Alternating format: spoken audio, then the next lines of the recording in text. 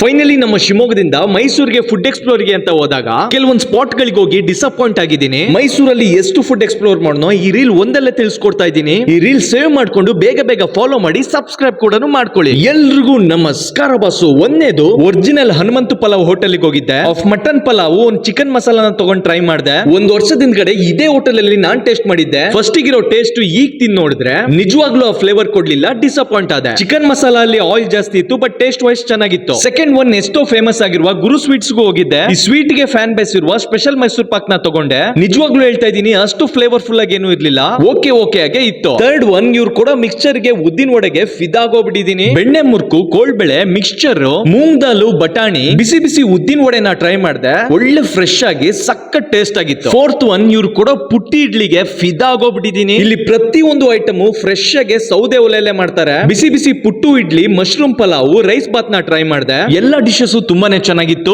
ಈ ರೀಲ್ ಅಲ್ಲಿ ಬಂದಿರೋ ಪ್ರತಿ ಒಂದು ಲೊಕೇಶನ್ ಡಿಸ್ಕ್ರಿಪ್ಷನ್ ಬಾಕ್ಸ್ ಅಲ್ಲಿ ಕೊಟ್ಟಿರ್ತೀನಿ. ಹಾಗೆ ನಾನು ತೋರಿಸಿರೋ ಫುಡ್ ಎಕ್ಸ್ಪ್ಲೋರ್ ಅಲ್ಲಿ ಆನೆಸ್ಟ್ ರಿವ್ಯೂ ಕಮೆಂಟ್ ಮಾಡಿ. ಹಾಗೆ ಇದೇ ತರ ಮೋರ್ ಕಂಟೆಂಟ್ ವಿಡಿಯೋಸ್ ಗಾಗಿ ಫಾಲೋ ಅಂಡ್ ಸಪೋರ್ಟ್ ಮಾಡ್ತಾರೆ ವಿಶ್ ಬೆಸ್ಟ್ ಫುಡ್ ಬ್ಲಾಗ್.